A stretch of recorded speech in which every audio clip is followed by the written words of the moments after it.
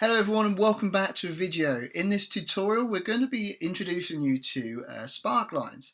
So Sparklines are the ability to have charts in the simplest term, but actually to have these charts stored within a cell. So this is particularly useful if you've got a concise summary that you're wanting to present, or you just want to add this as a quick visual to your existing data rather than having to insert fully fledged charts or do any pivot tables of sort. So what I've got is some example data, what you'll see on the screen now, going from columns B to E. I've actually reused some similar data to what we looked at in a previous video, so if the format looks kind of a bit similar, that's why. So apologies for sort of recycling some information, but I just thought it'd be a good use for this video, and it's actually what sort of sparked me onto this video in the first place. So what we're going to do for Sparklines, very simple to add in, and you can see I've increased the space I have in row 2, so the height of it, just so it's a decent bit size to fit these charts in so they actually look visually appealing rather than too small. So in order to get the Sparklines up, all we need to do is go onto our Insert tab in the ribbon and over towards the right hand side, and it might be in a slightly different order or location for you depending on what version of Excel you're using, but you want to look for the group of Sparklines that, like I say, within the Insert tab, and we'll just start off with a column. So if you just go and select column, you'll get this pop-up box and you'll be asked for two pieces of information.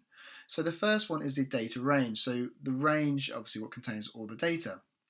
We're going to have a dedicated chart per each column, so one for January, February and one for March. So to get started, we're starting with January. All we need to do is select this, the first option to do our range, and as you can see I'm just going to select from rows 4 to 8 of column C. We go back into our pop-up, and it's already been selected for me, but if it wasn't we could just either type or select the cell reference of C2, this one we've got selected here, in which we want the chart to be stored into, or the Sparkline to be placed. Once that's done, if you go OK, you can see that a chart has now been published into that cell for us. And if I click away, you can see, take the border away, and you can see what it looks like. Obviously, if I wanted to, you could reduce the size of this row depending on what space you have available. But again, for the demonstration of this video, just make it nice and big so we can clearly see what's going in there. First thing to point out with this is the range in terms of the scale for each of the bars. You'll see they're on obviously different sizes because obviously there's different values below. So if I was to change one of these, so let's take this 20, it was quite a small one, and let's make that 30. Once I hit enter, you can see everything automatically updates for us.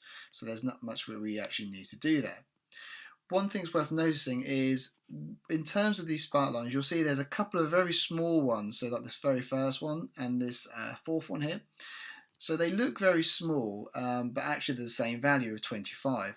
And the reason they look small is when using these Sparklines, it uses your minimum value as the sort of the starting point, and your largest value as the top point, and that the range between those two values obviously is the range between your chart.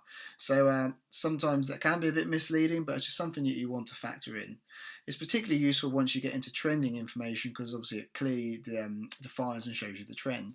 And this might be better illustrated if I just copy this across to February and March. So in order to do that, get this graph for February and March, we don't actually need to go back into the ribbon at the top for the insert. All we need to do is select our existing chart. In our bottom right corner we have our little square we can drag for those two other columns, and you can see the information is populated in there. And these two actually help demonstrate what I was saying in terms of the ranges and the scale you have available within these charts. So you can see in February we have our data going up in iterations of 5s, starting from the number 5. And in March also the data is going up in iterations of 5s, but you can see it looks exactly the same visually because it's just based on that iteration of obviously its growth. So that's just one thing to bear in mind when using this chart. So let's just update my data slightly a bit so it looks a bit more on there. Perfect. So the flexibility and some updates we can make to this chart just to make them look a bit more visually appealing. So having selected the chart of choice, so I was going for my first one in C, we've got now this Sparkline tools and we can go into the design tab.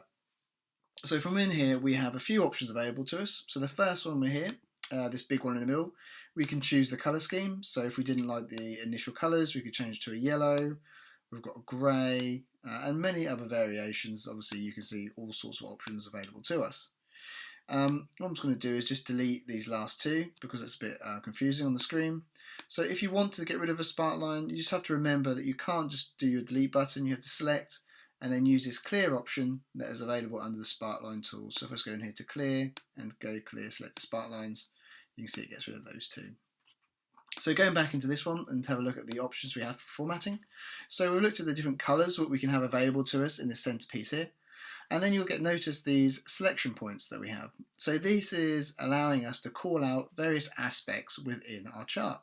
So the first one we've got is our high point. So if we select or tick high point, what it will do, it will call out the largest value to us.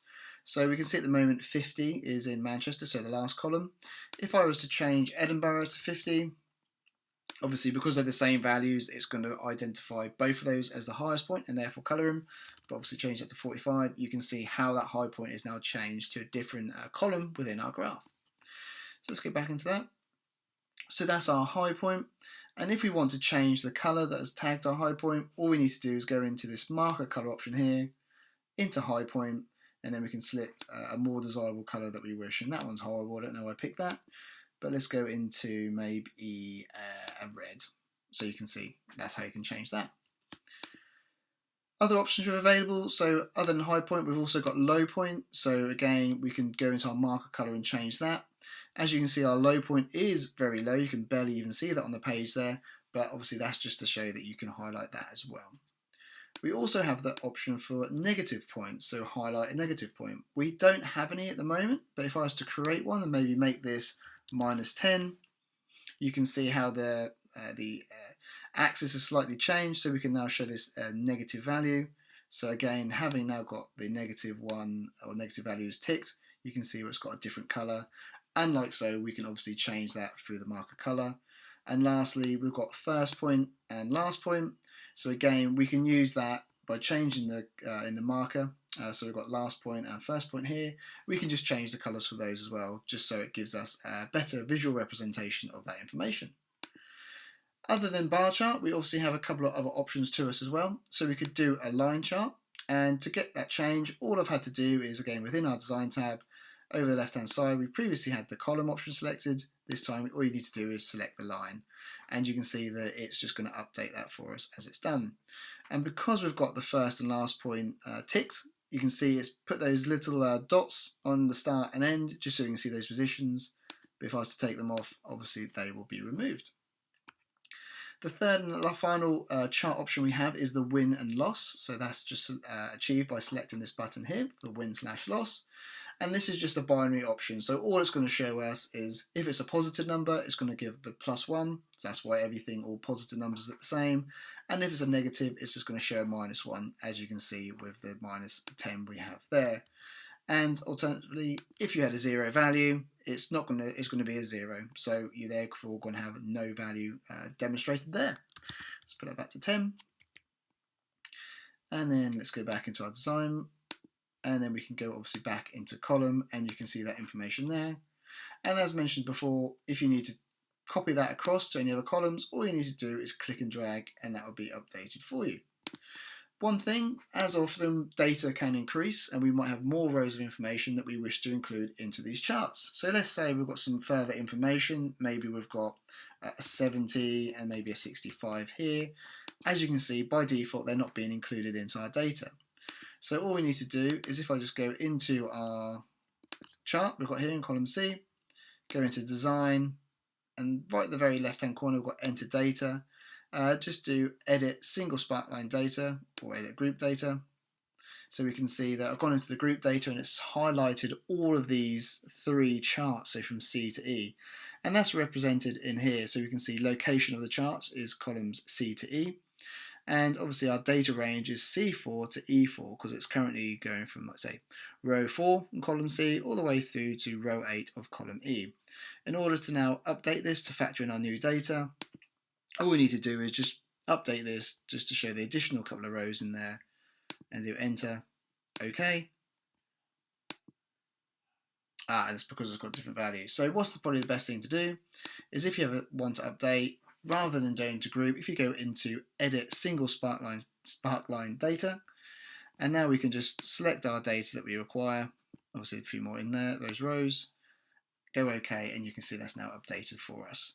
And I believe if we want to update those other ones, we might be able to just click and drag this across. Yep, so then we go, if you just update that first one, then do a click and drag on your other options, you can see that that will then update, so you can easily add more information into the other charts as well if you require it. So that's how you do Sparklines. I hope you enjoyed that video, and sorry, just one more thing before we go is just to remind you, if you then want to get rid of your Sparklines, obviously you could either delete the row, or alternatively, if you want to get rid of them, make sure you've got all your Sparklines selected, go into your design mode, and you could select all of them, or a single one, or multiple, whatever you require. But once you've selected the ones you want to remove, go into your Sparklines design tool, the option that says clear, drop down and just do clear selected Sparklines, and that will remove them for you. So as I was saying, thank you very much for watching this video. I hope you enjoyed it. If you did, please do give the video a thumbs up and like. It'd be greatly appreciated by us and helps us identify the videos you are enjoying more, so we can make sure we produce more of that content. If you haven't already, please do subscribe to the channel, hit that bell notification button so you're notified of all our new videos as soon as they come out onto YouTube. In the in the description for this video, you'll find links for our social media, so Instagram, Facebook, and even our website. So if you aren't already following, by all means go check those out. And if you have any questions or whatever, either contact us via one of those platforms or drop us a comment below this video. Thank you very much for watching, and we shall see you in the next video.